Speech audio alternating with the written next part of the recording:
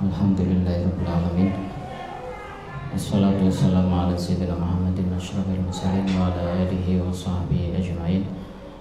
Subhanaka la ilma lana illa ma 'allamtana innaka antal alimul hakim. Wa tub 'alaina innaka antat tawwabur rahim wa taqabbal minna innaka antas samiul alim. Qala rabbi shrah li sadri wa yassir li amri wahlul 'uqdatam min lisani yafqahu qawli. Amma ba'du. Yang kami hormati Bapak Kepala Kantor Urusan Agama Kecamatan Besuki Kabupaten Situbondo, Bapak Haji Abdul Rashid, dan tidak lupa yang berbahagia calon pengantinnya. Calon pengantin apa sudah menikah? Calonnya, yang ini rautnya ini kayaknya bahagia semuanya ini. Semoga memang benar-benar bahagia lahir batin. Amin amin ya robbal alamin. Ini kayaknya ada yang murid saya ini. Ada yang murid saya kayaknya. Nah, iya benar kan, ada murid saya juga ternyata. Alhamdulillah sudah nikah kamu. Nikah sama siapa?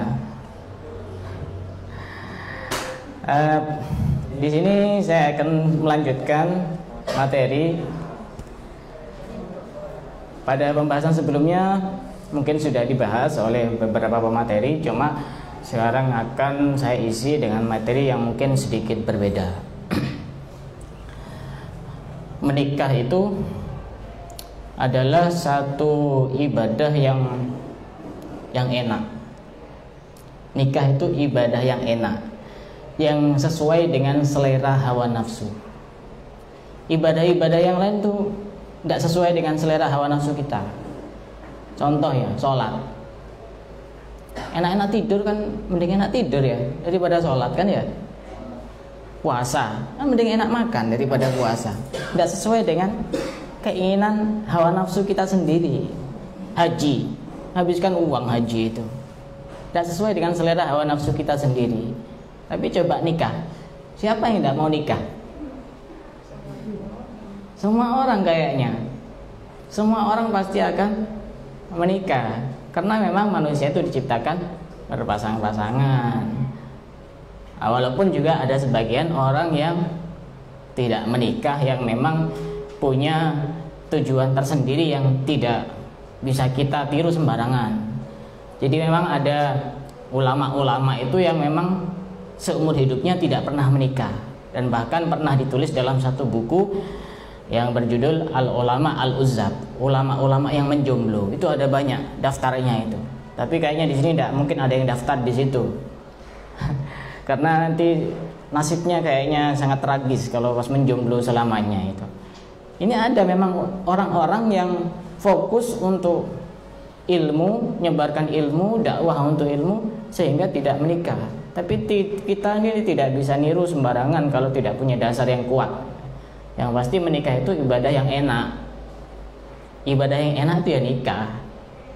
Pokoknya enak, semuanya enak itu. Kadang-kadang sebagian orang bilang, saya nyesel, saya kok baru nikah sekarang. Kenapa? Kok tidak dari dulu? Nikah itu enaknya cuma berapa persen ya? Cuma 50% ya. Gurihnya itu yang berapa persen banyak itu. Enak pokoknya, nikah itu enak. Dan yang paling terpenting, karena menikah ini adalah sebuah ibadah, maka bagaimana caranya agar ibadah itu benar-benar berpahala yang sangat besar di sisi Allah. Ini yang paling terpenting. Dan mungkin juga kadang-kadang dilupakan oleh sebagian orang yang punya rencana untuk menikah. Pertama, yang paling terpenting adalah niat. Yang pertama adalah niat. Orang nikah itu niatnya apa? Mau nikah niatnya apa? Ini penting sebagai dasar awal. Karena setiap sesuatu itu tergantung niatnya. Innamal a'malu binniyat wa innamal likulli imri'in ma nawa. Faman kanat hijratuhu ilallahi wa rasulihi fa hijratuhu ilallahi wa rasulihi. Wa man kanat hijratuhu lidunya yusibuha aw imra'atin yankihuha fa hijratuhu ila ma hajara ilaih. Pertama, niat. Kamu itu niat untuk apa? Coba sekarang sebelum saya jawab ya. mungkin akan saya tanya. Dan ini jawaban sifatnya pribadi. Artinya ya terserah mau jawab apa. Nikah itu niatnya apa? Tujuannya apa nikah itu? Barangkali ada yang mau mewakili untuk menjawab dari yang hadir di sini. Silakan. Kalian itu mau nikah, niatnya apa? Coba ada yang mau menjawab? Iya, kameranya diarahkan ke sana. Itu ada yang mau jawab itu.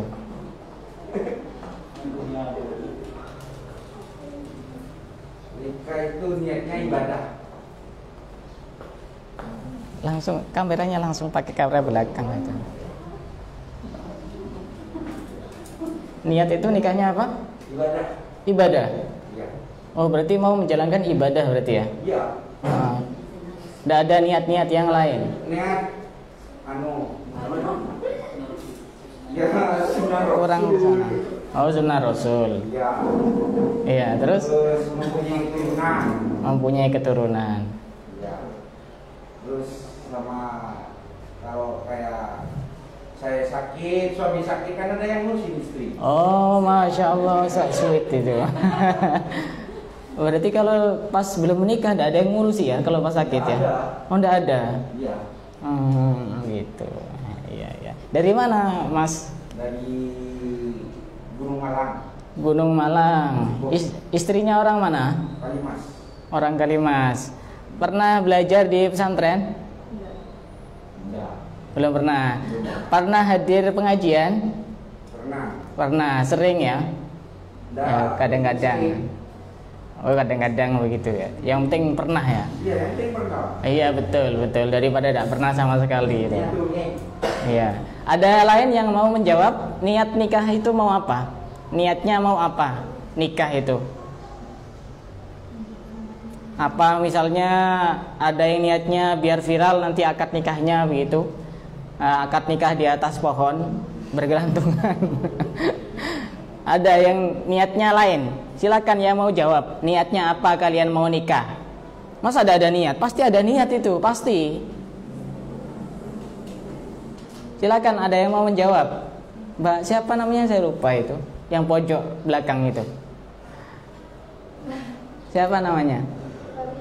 Farida. Ya, Mbak Farida dari pesisir ya? Iya. Kamu niat nikah mau apa? Mau cari tulang punggung? Oh, kan sudah punya tulang punggung. Ada lain yang mau menjawab? Mbak yang di depannya mau jawab? Iya. Oh, sudah dijawab semua, diborong semuanya. Masya Allah, ini pemborong berarti ini jawab. Yang jawab ini pemborong ini. Sudah. Kalau tidak ada yang jawab, akan saya jawab terkait dengan nikah itu sebenarnya niat yang baik itu niat yang bagaimana? Pertama niat menikah itu adalah agar dicintai oleh Allah Subhanahu wa taala. Pertama. Kenapa kok dicintai oleh Allah orang nikah? Ya kemungkinan orang nikah itu tujuannya agar terhindar dari perzinahan. Perzinahan dosa pada dosa? Dosa kan? Dan bahkan termasuk dosa besar. Perzinahan termasuk dosa besar. Kalau pacaran boleh apa enggak? Boleh. Innalillahi wa inna ilaihi rajiun. Boleh apa enggak boleh pacaran? Boleh. Enggak boleh. Dalam Al-Qur'an itu disebutkan wala taqrabuz zina. Jangan mendekati zina. Al-Quran itu bahasanya sangat indah. Jangan mendekati zina. Perintahnya bukan jangan berzina, bukan. Jangan mendekati zina. Nah, termasuk hal-hal yang bisa mendekati zina ya berdua-duaan, janjian, peluk-pelukan, cium-ciuman, pegang-pegangan. Itu kan bagian dari aktivitas pacaran biasanya yang bisa mengarah kepada perzinahan. Jadi niat pertama ini perlu ditanamkan di dalam hatinya masing-masing.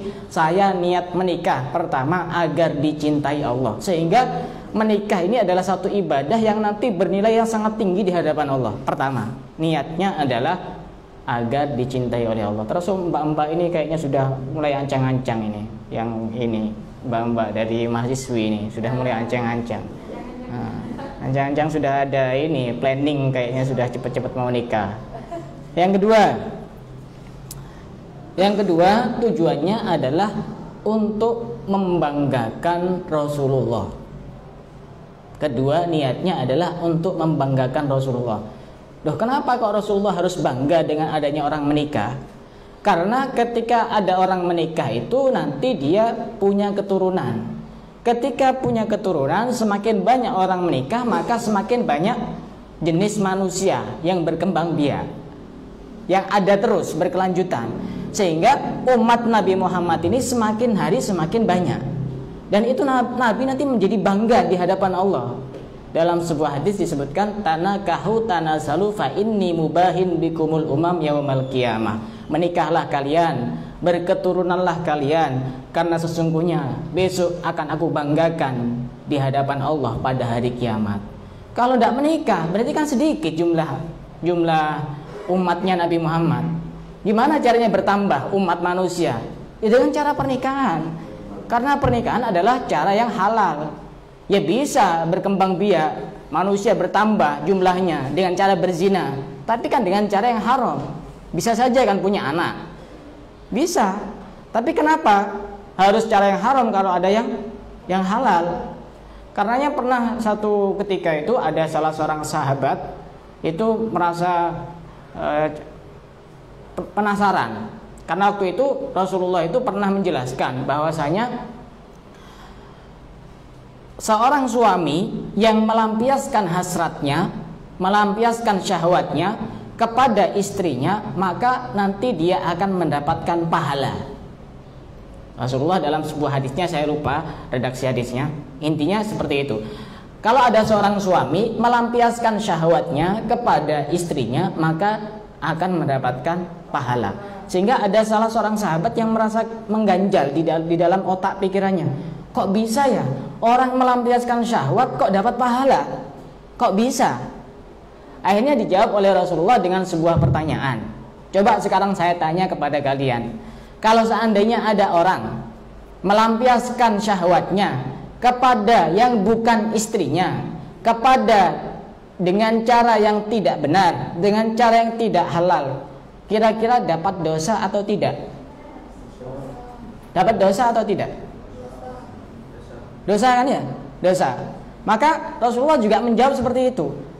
Jika melampiaskan kepada orang yang tidak sah, orang yang tidak halal mendapatkan dosa, otomatis pemahamannya ketika melampiaskan syahwatnya kepada orang yang halal, kepada istrinya sendiri, maka itu mendapatkan pahala. Gampang, nyari pahala itu gampang, apalagi nikah.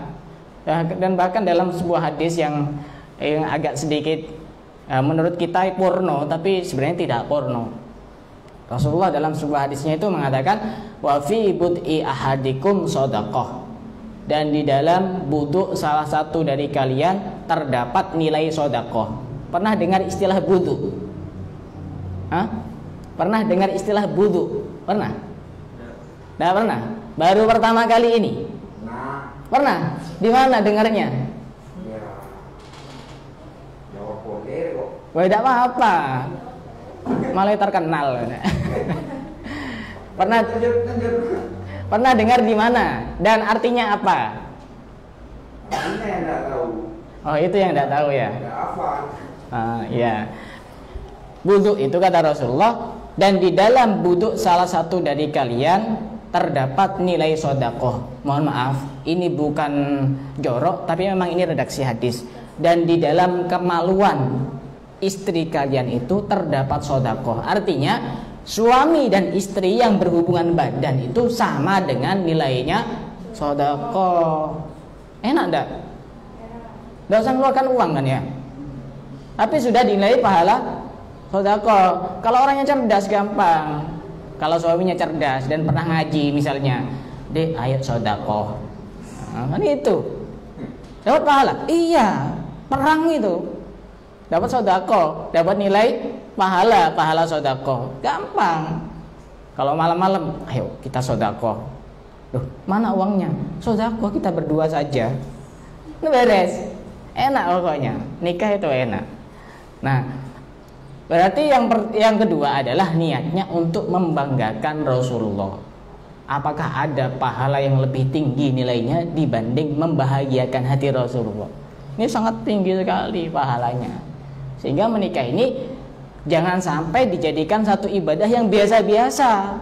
Nilainya biasa. Disebabkan karena apa? Disebabkan karena niatnya juga niat yang biasa. Semua itu semakin banyak niat, maka semakin banyak dan semakin tinggi nilai pahalanya. Satu contoh saya contohkan ya. Orang masuk masjid dapat pahala apa enggak? Dapat pahala kan ya? Orang masuk masjid dapat pahala. Tapi bisa jadi ada dua orang yang sama-sama masuk masjid tapi pahalanya beda. Walaupun aktivitasnya sama. Contoh aktivitasnya masuk masjid untuk iktikaf misalnya. Sama-sama iktikaf. Apakah pahalanya sama? Bisa jadi beda. Bedanya dari apanya? Dari niatnya. Contoh, orang yang pertama niat masuk masjid, niatnya hanya iktikaf saja, dapat pahala? Dapat pahala? Dapat ya? Setuju ya? Dapat pahala. Yang kedua, niat masuk masjid pertama sama niatnya iktikaf, dapat pahala. Kedua, untuk meramaikan masjid. Ketiga, nambah saudara, barangkali di masjid ketemu dengan orang lain, kemudian semakin akrab, menambah saudara sesama muslim. Ketiga, mengisi waktu dengan hal-hal yang baik. Keempat, misalnya menunggu sholat berjamaah misalnya. Kelima, contoh misalnya untuk mendengarkan ilmu di masjid, barangkali di situ nanti ada ustadz yang mau menyampaikan setelah sholat jamaah. Keenam misalnya agar menjaga pandangan agar tidak melihat yang haram, karena di masjid susah mau lihat yang haram. Ini walaupun orang-orang aktivitasnya itu sama, dua orang ini sama-sama masuk masjid, tapi nilai pahalanya beda. Disebabkan karena apa? Disebabkan karena niatnya. Semakin sesuatu itu banyak niatnya, maka semakin besar nilai pahalanya. Makanya kita itu harus benar-benar cerdas ketika melakukan ibadah. Bagaimana caranya agar ibadah yang biasa menjadi nilai yang luar biasa. Menikah juga seperti itu. Di sini mungkin tidak sama nanti ketika niatnya tidak sama, walaupun sama-sama menikah. Paham ya? Ini niat yang kedua. Jadi niat itu jangan dipahami nawaitu wudu'a. Niat itu ya di dalam hati, tidak perlu diucapkan. Ada sedikit pembahasan di luar materi terkait niat. Ini juga saya kira juga penting. Niat sholat. Niat sholat duhur bagaimana? Sholli fardhu duhri ya, arba rakaatin mustaqbil qiblati adaan lillahi ta'ala, begitu. Niat itu yang perlu untuk dipahami. Niat itu tempatnya ada di dalam hati. Niat itu tempatnya ada di dalam hati. Jangan diartikan niat itu dengan ucapan atau perkataan. Itu bukan niat. Jadi misalnya orang sholat duhur misalnya, itu cukup niat di dalam hati sudah cukup. Kalau diucapkan bagaimana? Ya bagus. Kalau dalam mazhab kita, mazhab Syafi'i, hukumnya sunnah. Jadi semisal ada orang bilang usolli fardhu duhri, itu bukan niat. Niat itu tempatnya ada di dalam hati. Dan kapan niat itu dilakukan? Pada saat memulai satu pekerjaan ibadah. Nah, orang sholat itu dimulai dari apa? Takbir. Berarti niatnya itu pada saat takbir, bukan sebelumnya. Saya ingatkan ya, niat sholat itu pada saat takbir, bukan sebelumnya. Kalau kita memahami niat dengan bacaan, berarti niatnya sebelum takbir, tidak sah. Cara niatnya bagaimana? Pada saat kita takbir, Allah di dalam hati kita mengucapkan niat, saya niat sholat duhur, sudah cukup, sholatnya sah. walaupun tidak mengucapkan apa-apa. Nah, itu awal mula kita harus niat pada saat memulai sebuah pekerjaan ibadah. Niat nikah bisa dilakukan sebelumnya kalau niat nikah. Sama dengan niat puasa, itu niatnya sebelum melakukan puasa. Ini yang kedua, niat untuk membanggakan Rasulullah. Yang ketiga, niatnya adalah untuk bisa mempunyai keturunan, melestarikan jenis manusia. Karena salah satu fungsi menikah adalah agar punya anak. Dan orang nikah itu sudah diatur sama Allah. Berarti ini mungkin sudah jodohnya kan ya. Kadang-kadang ada yang sudah pacaran berapa tahun, ternyata bukan jodohnya. Ini kan sama kayak lagu apa itu mas, yang lagu dangdut itu, menjaga jodoh orang ya. Kan ngenes itu. Semua sudah diatur sama Allah. Kata seorang ulama bernama Imam Haddad, beliau mengatakan, alladzi li ghairik la yasil ilaik. Sesuatu yang memang tercipta untuk selainmu, maka tidak akan mungkin sampai kepadamu.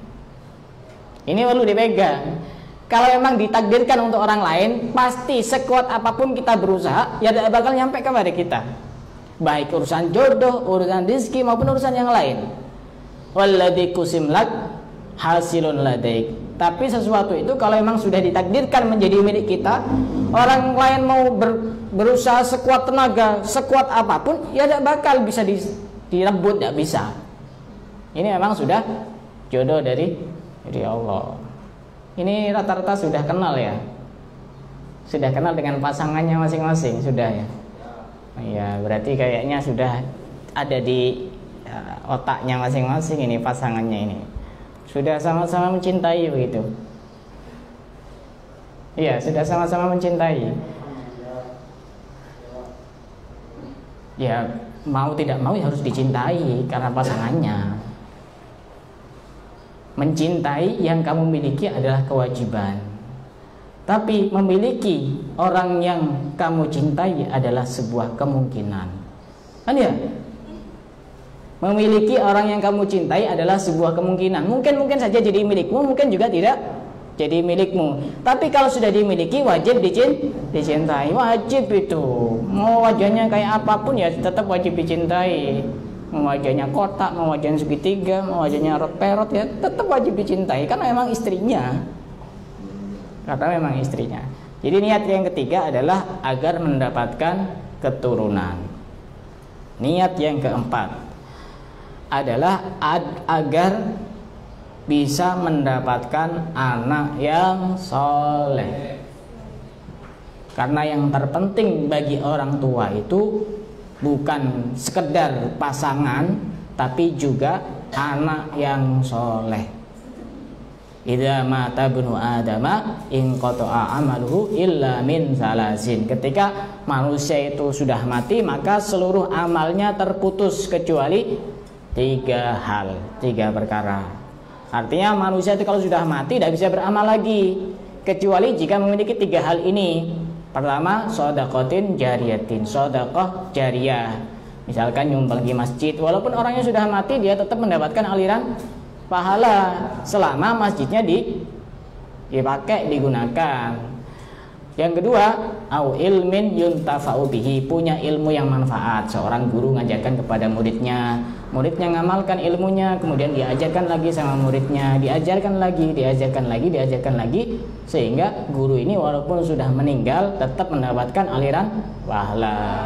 Yang ketiga, awwalidin sholihin yad'ulahu, atau anak yang mendoakan, anak soleh yang mendoakan kepada kedua orang tua. Di sini disebutkan anak yang soleh karena salah satu ciri anak soleh itu anak yang mau mendoakan kedua orang tuanya, baik yang masih hidup maupun yang sudah meninggal. Berarti kita perlu bertanya kepada diri kita masing-masing, kita ini sebenarnya termasuk anak soleh atau tidak? Kok sepertinya jarang untuk mendoakan kedua orang tua, kan ya?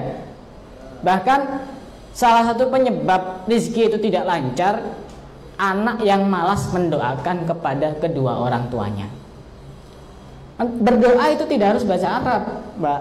Tidak harus bahasa Arab, Mas. Berdoa itu boleh dengan bahasa apapun. Bahasa Indonesia, bahasa Madura, bahasa Jawa, dan bahkan bahasa hati pun bisa. Beda dengan sholat yang wajib bahasa Arab. Doa itu bebas. Walaupun kita diam 1000 bahasa seperti ini, tapi hati kita, ya Allah, saya pengen dikasih anak yang soleh, saya pengen dikasih rumah yang bagus, saya pengen punya mobil 2, saya pengen punya istri 3. Ya misalnya, Mbak, kan boleh-boleh saja kan? Boleh punya istri 3? Boleh ya. Cuma kayaknya di sini tidak ada yang setuju ini. Tidak ada yang setuju. Boleh. Berdoa itu silakan dengan bahasa apapun boleh. Berdoa dengan bahasa apapun boleh. Walaupun dengan bahasa hati Allah pasti mendengar. Dan doa itu pasti dikabulkan. Doa itu pasti dikabulkan. Ini pegang. Doa itu pasti dikabulkan. Cuma caranya Allah ngabulkan kepada hambanya itu bagaimana? Ini bukan tugas kita untuk memikirkan. Pengkabulan doa itu macam-macam. Bisa jadi kita doa misalnya, ya Allah saya pengen dikasih A, ternyata benar-benar dikasih A. Ini berarti pengkabulan doanya sama seperti permintaannya. Ada juga pengkabulan doa itu tidak sama, tapi itu lebih dibutuhkan kepada orang yang minta itu. Saya analogikan dengan anak kecil misalnya. Ada anak kecil usia 5 tahun. Yang di belakang kelihatan wajah saya. Kayaknya sambil miring-miring itu yang di belakang. Ada anak kecil usia 5 tahun misalnya, minta kepada orang tuanya dibelikan mobil. Mobil beneran, bukan mobil-mobilan. Itu kira-kira dikasih apa enggak sama orang tuanya? Kira-kira enggak dikasih ya? Tapi mungkin dikasih yang lain, yang lebih bermanfaat dan lebih maslahat untuk dia. Tidak dibelikan mobil beneran, tapi dibelikan mobil-mobilan. Ini berarti tetap dikasih, tapi yang manfaat untuk dia. Kadang kita doa juga seperti itu. Ya Allah saya minta ini. Ternyata tidak dikasih apa yang kita minta. Bukan tidak dikasih, tapi Allah sudah ngasih yang lain, yang lebih kita butuhkan. Allah akan memberi apa yang kita butuhkan, tapi tidak memberi apa yang kita inginkan. Bisa jadi juga memberi apa yang kita inginkan. Kadang-kadang pengkabulan doa itu kita dihindarkan dari musibah. Contoh kita sudah istiqomah, rajin berdoa, kemudian kita jalan-jalan naik sepeda motor ngebut. Ternyata di sana ada bus yang juga ngebut dari arah yang berlawanan. Alhamdulillah ternyata kita selamat, tidak kecelakaan. Itu bisa jadi juga buah dari doa-doa yang kita panjatkan. Allah ngasih sesuatu yang jauh lebih penting bagi kita, yaitu nyawa. Nah, itu terkait dengan doa. Jadi salah satu niat orang menikah itu agar mendapatkan anak dan agar didoakan oleh anak yang soleh. Paham? Nanti setelah ini akan saya buka sesi pertanyaan, sesi tanya jawab. Silakan mau tanya apa saja silakan. Kemudian yang berikutnya, niat menikah itu adalah agar menjaga pandangan. Kalau orang belum nikah itu, yang mas-mas ini kayaknya matanya beda kalau setelah menikah, kan ya? Kalau belum menikah itu kan agak penasaran tuh kalau melihat cewek itu. Wah itu gimana ya, gimana. Karena masih belum pernah merasakan. Coba kalau sudah nikah, semua itu rasanya sama, mas. Semua itu sama. Mau artis, mau orang biasa, rasanya ya sama ya kayak gitu. Masa ada rasa stroberi, rasa vanila, rasa cappuccino, tidak ada. Rasanya sama. Apalagi pas dimatikan lampunya ya sama semua, mau yang cantik mau jelek gitu. Padam. Iya, yang penting jangan padam hatimu, itu bahaya. Paham Mbak Farida? Ya sama semua ya rasanya ya. Wah kok enggak? Sama semua, sama-sama perempuan. Bentuknya juga sama kan, rasanya sama semua. Nah orang menikah itu salah satu tujuannya adalah untuk menjaga pandangan agar lebih terkontrol. Karenanya Rasulullah dalam sebuah hadisnya mengatakan, kalau ada suami orang yang sudah menikah kemudian melihat wanita lain sepertinya menarik, maka segera cepat-cepat pulang. segera cepat-cepat pulang. Kenapa? Di rumah ada istri. Apa yang ada di sana itu sama persis seperti apa yang ada di sini. Sama. Artinya itu biasanya tertarik kan karena untuk melampiaskan nafsu dan hasrat dan syahwat kan. Yang sana seperti itu, yang sini juga sama. Kenapa kamu cari yang haram? Di rumah ada yang halal. Makanya cepat-cepat nikah, Mas. Kok cepat-cepat nikah? Cepat-cepat pulang. Nanti kalau pas sudah nikah, biasanya karena memang godaannya orang nikah itu ngelihat rumput tetangga jauh lebih hijau itu. Kalau ngelihat perempuan yang lebih cantik gitu kan, cepat-cepat pulang. Ini dalam rangka untuk menjaga pandangan. Karena maksiat itu bermula dari mata. Sama dengan cinta, dari mata turun ke hati. Benar apa enggak? Enggak benar. Ada cinta yang tidak bermula dari mata. Cinta kepada siapa? Cinta kepada Nabi. Pernah enggak ada orang enggak pernah melihat Nabi tapi bisa cinta? Banyak. Jadi kata-kata yang ada benarnya juga ada tidak benarnya. Sudah berapa niatnya? Sudah berapa, Mbak, yang di depan ini? 5. Sudah ada 5 niat. Ini nanti perlu dibaca setiap hari biar kita tuh ibadah nikahnya tidak sia-sia. Karena ibadah nikah adalah ibadah yang sangat sakral, jangan sampai nilai yang biasa di hadapan Allah. Kan kita ini nanti jadi agak percuma kalau nikah karena pahalanya sedikit. Gitu. Yang keenam, niat menikah adalah untuk menjaga kemaluan. Untuk menjaga kemaluan daripada berzina, kan mending menikah. Apalagi sampai jajan di jalan. Paham jajan di jalan? Beli perempuan itu kira-kira berapa bayarnya itu? Kira-kira bayarnya berapa kayak gitu? 100.000 ya? Oh tergantung. Ada yang berapa?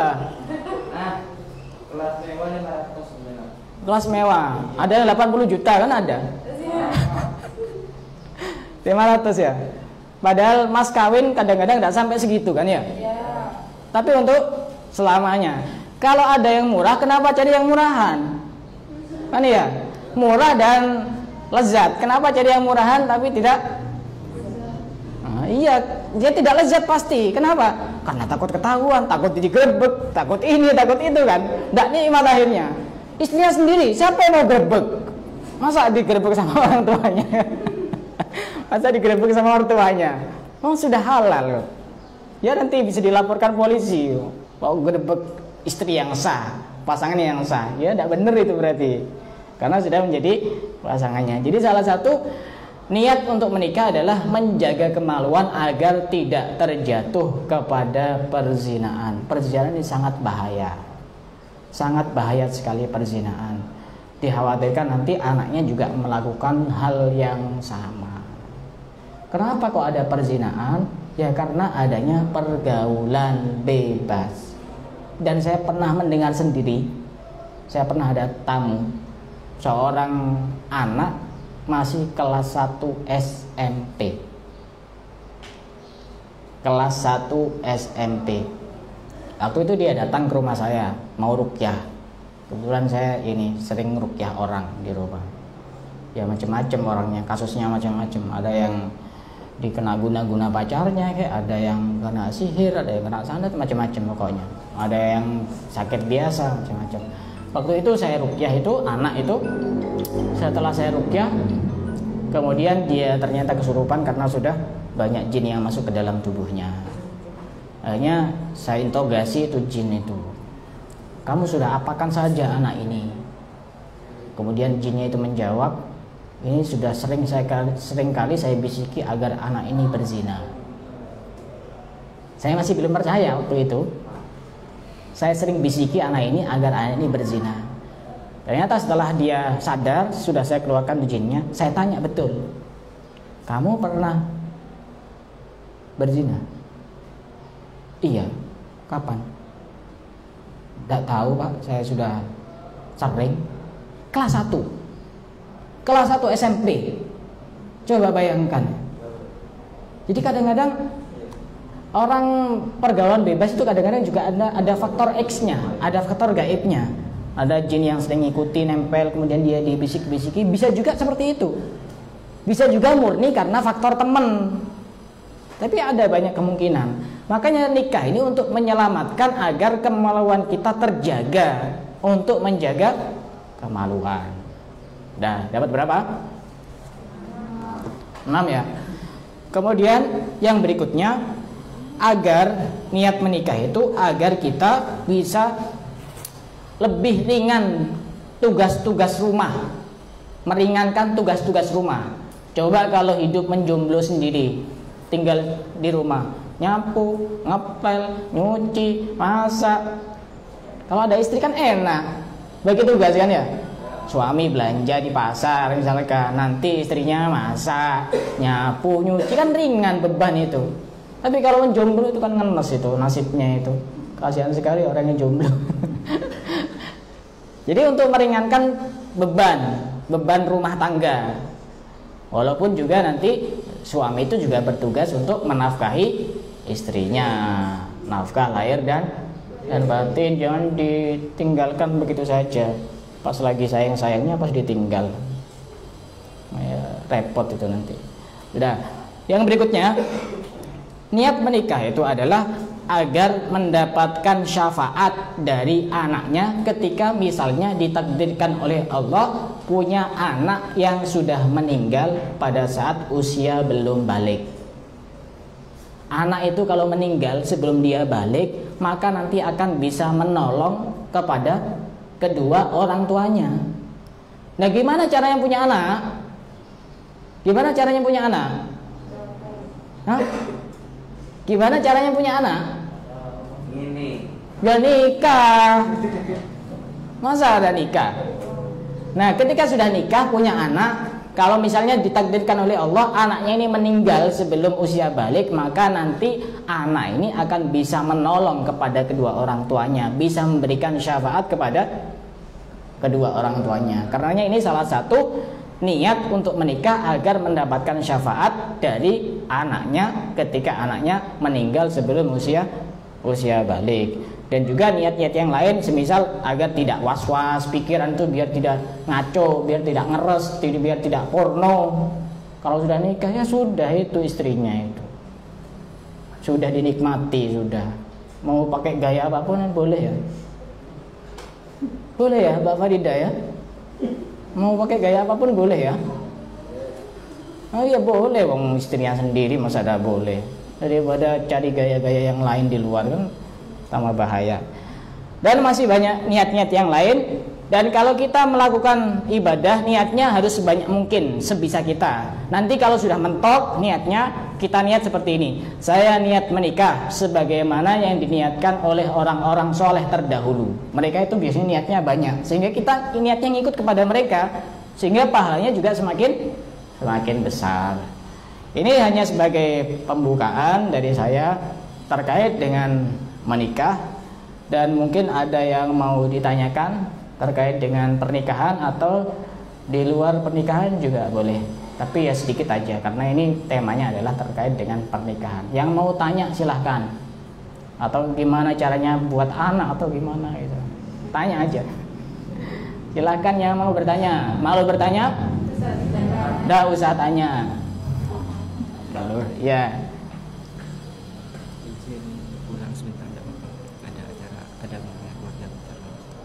Berapa lama? Setengah jam. Setengah jam ya, langsung balik ya? Iya. Ya. Sendiri. Ya. Ya. Silakan yang mau bertanya. Silakan. Yang mau tanya silakan.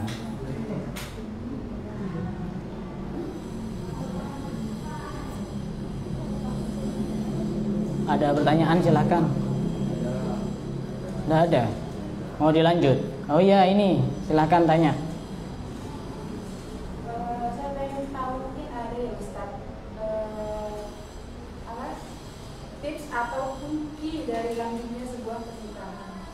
Mungkin ada. Tip agar pernikahan itu menjadi pernikahan yang langgeng gitu ya.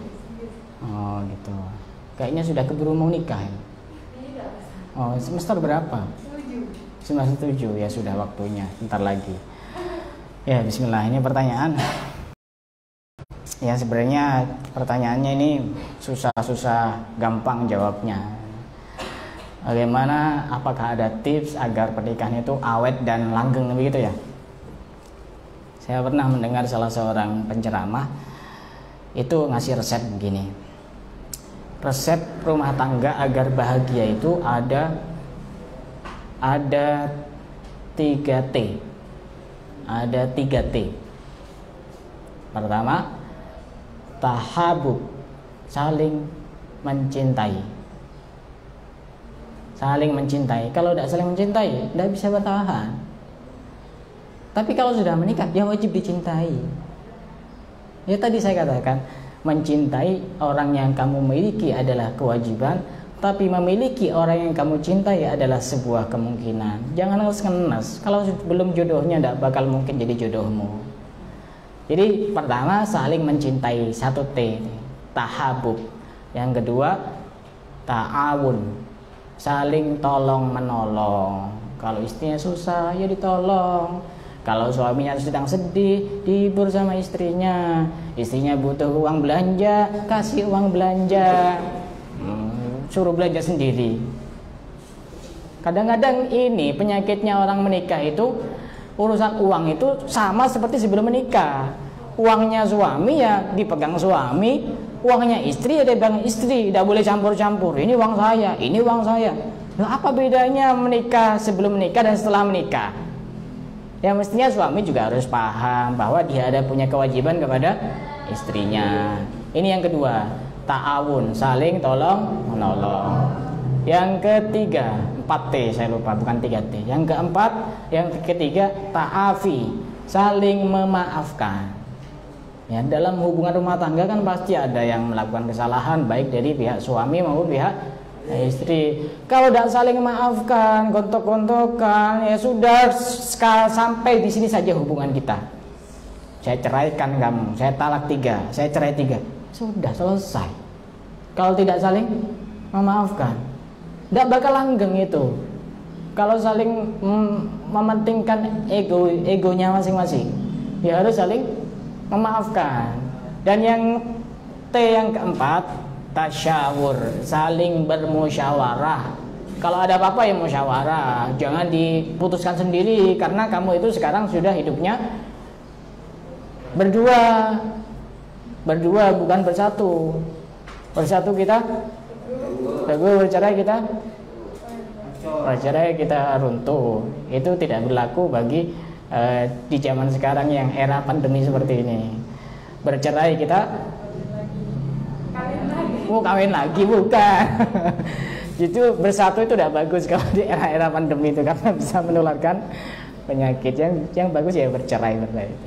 Jadi itu setidaknya ada 4T agar rumah tangga kita awet dan langgeng. Pertama, tahabub, T yang pertama, saling mencintai. Yang kedua, ta'awun, saling tolong menolong. Yang ketiga, tasyawur, saling bermusyawarah. Yang keempat adalah ta'afi, saling memaafkan. Dan sebenarnya banyak, jawabannya itu banyak. Ini jawaban yang simpel aja. Silakan, ada yang mau tanya yang lain, silakan. Ya, kok lagi-lagi ini hukum menolak perjodohan. Dijodohkan sama orang tuanya. Ini rata-rata dijodohkan sama orang tuanya apa pilihannya sendiri? Hah? Nemu di terminal? Enggak? Di sekolahan. Oh gitu ya. Dari sekolah mana, Mas? SMP 1 Juki waktu itu. Waktu itu, terus pindah kemana SMA-nya? Suboh. Oh, SMK Suboh. Saya pernah ngisi 1 kali di sana waktu acara temu alumni. Sekitar tahun berapa ya? Sekitar 2017 apa 2016 gitu. Saya pernah ngisi di sana. Waktu itu ada pertemuan alumni dari semua tingkatan. Saya pernah ngisi di sana 1 kali. Apa tadi pertanyaannya? Hukum menolak perjodohan. Begini, ini permasalahan yang cukup penting sebenarnya. Kadang memang orang menikah itu ada yang milih sendiri, ada yang dipilihkan orang tua. Kalau saya itu bukan kedua-duanya, bukan milih sendiri, juga bukan dipilihkan orang tua, tapi dipilihkan oleh guru saya.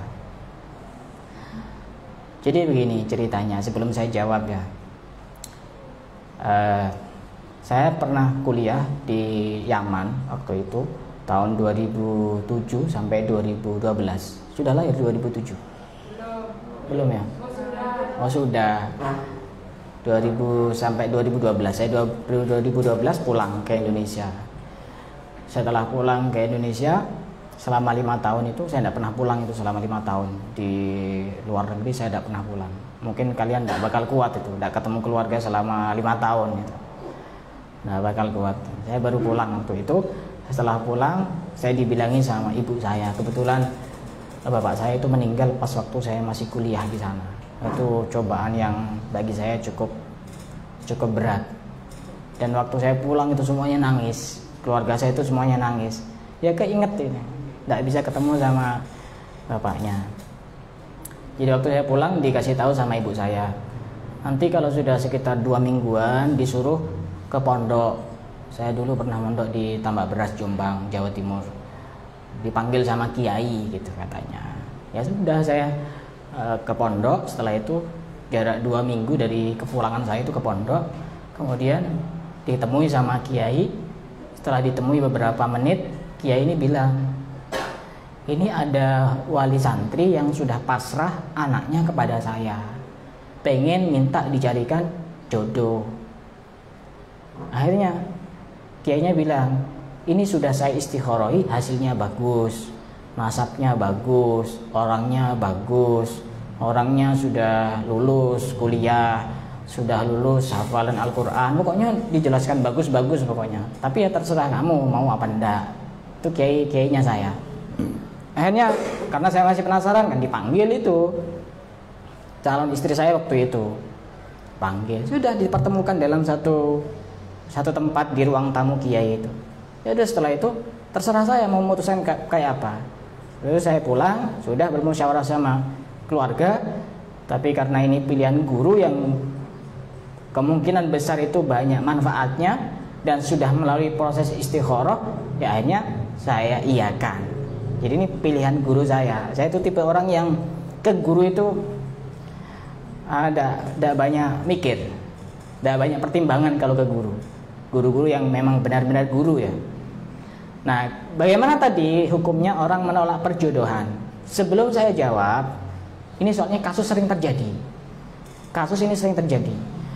Kalau misalnya ada orang minta ngelamar, baik itu dia datang sendiri atau dipilihkan orang tua, saya peringatkan bagi perempuan-perempuan itu ya, kalaupun tidak setuju dengan dia, tolak dengan cara yang halus. Tolak dengan cara yang halus. Contohnya bagaimana? Contoh. Terima kasih atas kedatangannya. Saya merasa terhormat karena didatangi di rumah saya. Tapi mohon maaf, nanti saya masih butuh musyawarah. Saya masih butuh istikharah. Saya butuh rapat dengan keluarga. Nanti yang penting saya minta yang terbaik dari Allah Subhanahu wa taala. Ini dengan cara yang baik. Jangan langsung kalau tidak setuju tidak usah keluar. Bahaya. Apalagi zaman sekarang, bisa jadi dia nanti melakukan hal-hal yang tidak kita bayangkan sebelumnya. Datang ke dukun. Gimana caranya biar ini orang tidak laku-laku, atau biar sakit-sakitan karena merasa sakit hati, tidak diterima itu. Permintaannya baik-baik, datang ke rumahnya tidak diterima. Bisa jadi ini cinta ditolak, dukun bertindak. Masih berlaku ini. Cuma bagi saya sekarang sudah harus diganti itu rumus itu. Cinta ditolak, tasbih bergerak. Banyak zikir, kamu itu banyak dosanya sampai ditolak-tolak cintanya. Bukan cinta ditolak, dukun bertindak. Cinta ditolak, tasbih bergerak. Muter itu tasbihnya. Kamu kurang banyak ibadah, kurang banyak zikir, lebih mendekat lagi kepada Allah. Tapi kalau yang ditanyakan bagaimana menolak perjodohan, ya boleh-boleh saja. Kenapa tidak boleh? Wong kita memang punya hak untuk memilih. Tapi Yang perlu diperhatikan, kalau orang itu sudah dilamar, maka tidak boleh ada lamaran yang lain di atasnya. Kan begitu, tidak boleh. Jadi wajib ditolak. Kalau sudah dilamar orang, sudah ada hubungan ikatan itu berarti. Kalau pengen nerima, yang pertama ya silakan dibatalkan, tapi ya itu tadi resikonya, bikin orang sakit hati. Kalau pengen nolak ya silakan, tapi dengan cara yang baik dan benar. Jangan sampai menyakiti perasaan orang lain. Boleh-boleh saja. Tapi juga nolaknya itu harus pinter. Wong sudah dicarikan yang bagus, orangnya berpendidikan, akhlaknya bagus, kok ditolak. Ini kan juga butuh jadi bahan pertimbangan gitu. Jangan asal nolak gitu. Kadang-kadang kan sesuai dengan apa yang kita inginkan saja. Padahal kita tidak tahu mana yang baik, mana yang tidak baik. Ada lagi yang mau ditanyakan? Silakan. Ya. Mau tanya? Mbak Farida. Kamu lulus tahun berapa? Hah? 2020, baru tahun kemarin ya? Pernah saya ajar kan ya? Oh iya. Diajar bukan dihajar. Lain kalau dihajar itu. Silakan yang mau bertanya. Saya kasih kesempatan untuk bertanya. Satu pertanyaan lagi mungkin. Setelah itu mungkin nanti istirahat, diganti pemateri yang berikutnya. Sudah berapa jam, Mbak? Dari jam berapa tadi? 8:30 ya? 8. Rendah ininya, materinya. Dari 8:30 ya? Sekarang sampai 9:30, berarti sudah 1 jaman kayaknya. Silakan yang mau bertanya.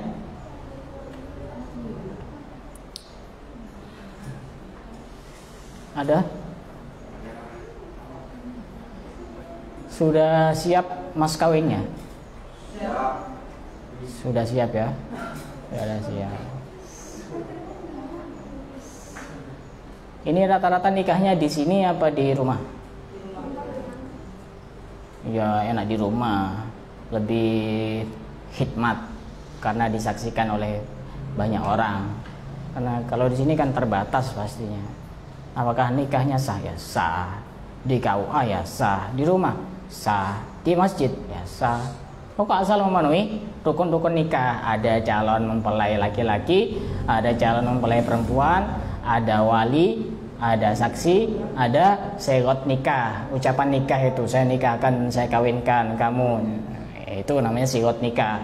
Ini mau pakai bahasa Arab apa pakai bahasa Indonesia? Ya. Nggak ada yang pakai bahasa Arab. Nggak ada ya? Darurat? Kenapa? Nggak paham bahasa Arab? Bahasa Korea? Nggak tahu juga? Atau bahasa Cina itu? Saya pengen kenalan sebentar. Nama dan alamat.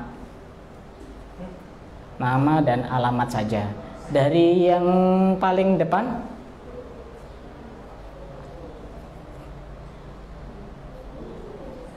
Nama saya Pradimir Sena Putri. Ya. Alamat Kota Timur, Unas, belakang rumah sakit. Oh ya, baru lulus sekolah. Ngajar Ustaz. Di mana? Di SMP 1. SMP sini. SMP 1 Jati Banteng. Oh, SMP 1 Jati Banteng, berarti ibu guru ini ya. Ngajar apa? Ngajar prakarya. Oh, prakarya, jiwa seninya berarti luar biasa ini. Lanjut di sana, Mas ini. Ya, namanya siapa? Dari mana? Nama saya alamat Jati Banteng. Jati Banteng. Aktivitas sehari-hari apa? Kerja Di mana? di Bali. Di Bali. Lama ya di Bali ya? Cuma 2 tahun. Oh, baru 2 tahun. Sebelahnya calonnya? Ya. Ya. Siapa, Pak, namanya? Kok udah ada suaranya? Siapa namanya? Bunga. Biasanya kalau di media-media itu kan kalau udah disebutkan nama aslinya sebut saja Bunga itu. Ulfa ya? Dari mana? Jetis. Oh, Jetis. Apanya Mbak Vina? Nggak kenal ya? Ya. Oh enggak, saya sebentar. Enggak dipakai. Ya. Dari mana? Jetis ya? Oh ya. Terus yang di belakangnya? Ya. Rudi. Dari mana? Blimbing. Oh pesisir. Pesisir mana? Kerajaan. Ya ya. Sebelahnya? Nama saya Dea Pak dari Lawan Barat. Lawan Barat. Oh, tetangga berarti. Iya. Lawan sebelah mana? Ini gang ini pom bensin ini dan Pom bensin. Di tengah-tengah pom bensin. dan sedang. Mana ada gang pom bensin itu? Ini Pak, saya tidak tahu sebelah ini. Tinggal nyebrang. Pom bensin. Pom bensin. Kios bensin. Oh, di situ dikira pom bensin. Yang pakai kaos merah? Saya Imam Pak, orang Python. Python. Ya. Python jauhnya ya. Harus melewati pulau di sini. Banyak. Kok bisa kenal ya? Ya jodoh mungkin ya. Iya, dari Python. Mbaknya? Nama saya Sinta dari Blimbing. Dari Blimbing. Tetangganya siapa tadi yang Blimbing tadi? Nggak ada ya? Blimbing mana? Dekatnya Pondok Bustanul Faizin. Oh, dekatnya Pondokan Bustanul Faizin. Sebelah mananya? Utaranya. Utaranya, ya. Belakangnya, Mbak siapa? Ratih dari Gunung Malang. Mbak siapa? Ratih. Ratih. Gunung Malang. Ada gunungnya di sana. Apanya sekolah itu? Sekolah Sungai Malang itu. Selatannya. Itu ada, saya punya kenal di sana siapa? Ustadz Muhlis kalau tidak salah, yang orangnya tua, sepuh. Rumahnya pinggir sekolah. Tidak kenal ya? Kenal? Tidak kenal. Oh ya. Ini masnya? Nama saya Ibnu dari Kerajaan Jadi Banteng. Kerajaan Jadi Banteng. Milih sendiri ya mas ya? Iya. Oh milih sendiri. Alhamdulillah. Tidak salah pilih tapi ya? Tidak salah pilih. Alhamdulillah. Yang mbaknya itu? Nama saya Cindy dari Kalimas. Kalimas ini. Iya. Di sebelah mananya pasar hewan? Timur. Timurnya pasar hewan ya? Bukan di tengah-tengah situ ya? Bukan. Oh, ya. Masnya? Nama saya Bagus Ahmad Soleh. Panggil Bagus. Iya. Oh, bagus itu. Amin. Semoga semuanya bagus. Amin. Amin. Dari mana? Desa Gunung Malang. Gunung Malang, tetangganya ini berarti ya? Iya. Sungai Malang sama Gunung Malang itu.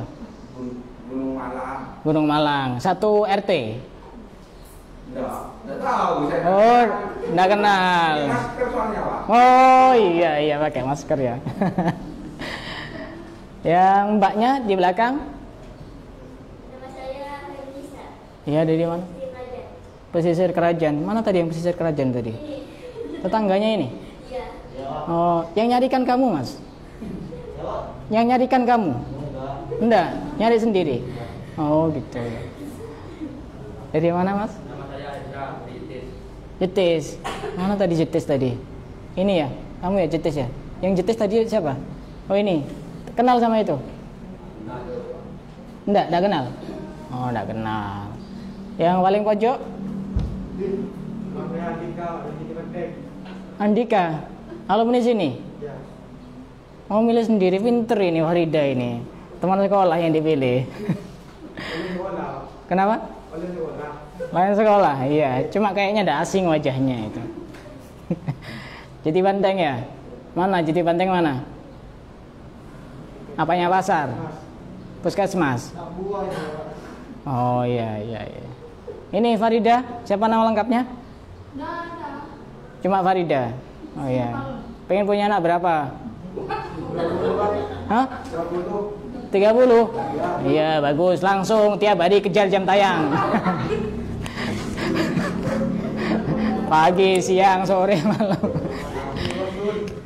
Sudah, saya kira cukup sampai di sini. Nanti akan dilanjutkan pemateri yang selanjutnya, dan yang pastinya tidak usah pulang, silakan dinikmati konsumsinya sambil menunggu materi yang lain.